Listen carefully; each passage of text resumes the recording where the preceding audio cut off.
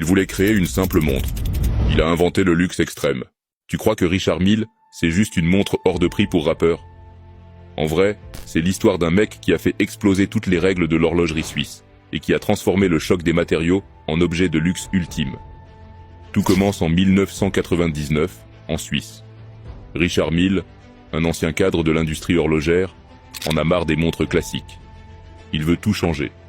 Des montres inspirées de la F1 et de l'aéronautique légère, technique, visible. Et surtout, sans compromis sur le prix. En 2001, il lance la RM001 Tourbillon. Un ovni total. Carbone, titane, boîtier squelette, mécanisme apparent. Et un prix de départ, 200 000 €. Au lieu de séduire les banquiers en costume, il vise les athlètes, les artistes, les gens qui bougent. Et ça marche. Nadal joue au tennis avec une RM. Pharrell, Drake, Jay-Z, Post Malone en font un symbole.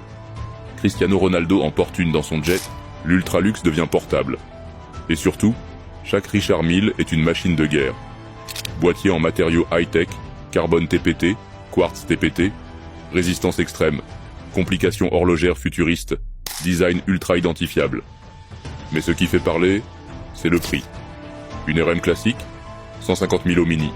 Les modèles les plus rares, plus d'1 million, certains hurlent à l'indécence. D'autres voient en Richard Mille la Rolex des années 2020.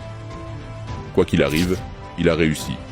Il a créé une marque jeune, indépendante, qui vend de l'extrême technologique déguisée en bijoux. Richard Mille, c'est l'histoire d'un homme qui s'est dit « Pourquoi faire une montre classique quand on peut créer une Formule 1 pour le poignet ?» C'était marque-page.